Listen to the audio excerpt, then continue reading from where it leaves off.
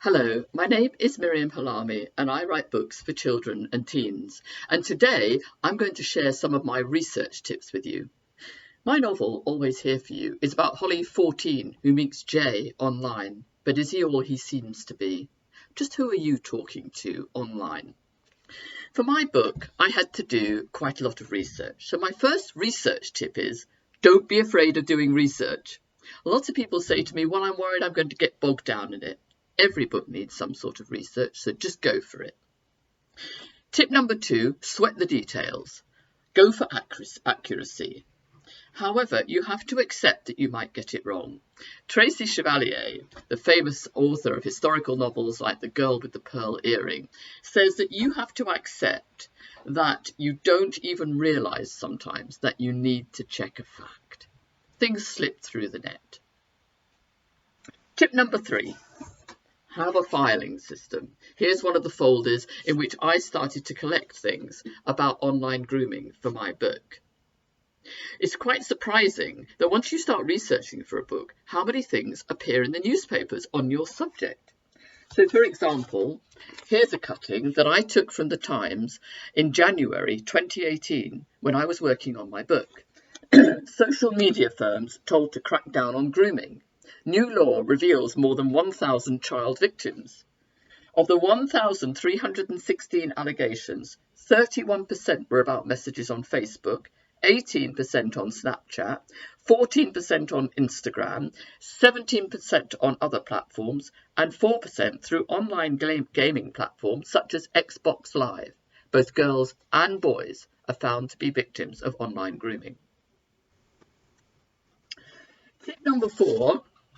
Keep a notebook. I have all sorts of notebooks for each book, and this is one of my notebooks for Always Here For You.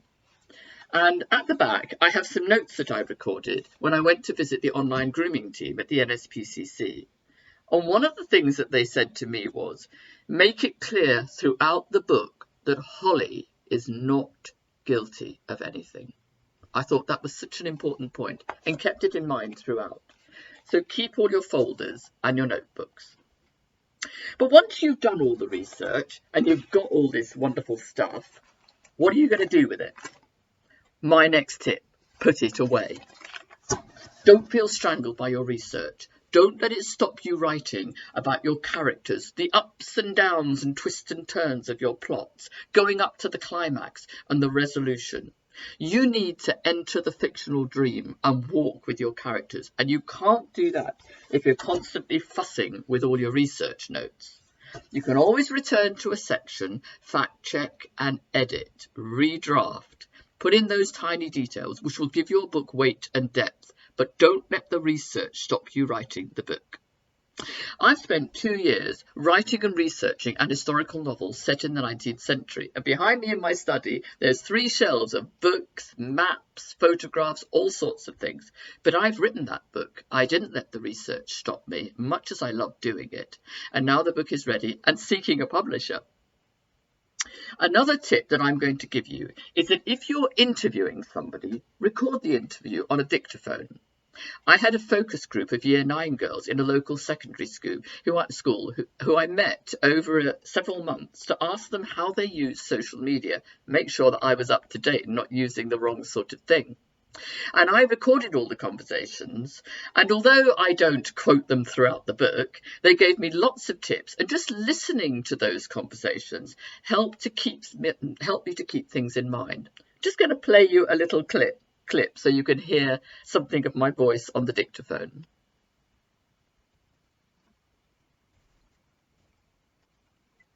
The other term I wanted to make sure I understood, and actually I googled it, was catfish. Oh, So what do you mean? What do you feel you mean when you say someone is a catfish? It just gives you a sense of the dynamic that you get when you're recording on a dictaphone.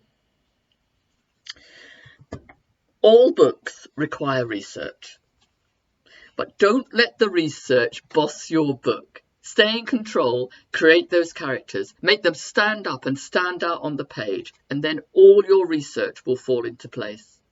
Good luck with your writing. Bye.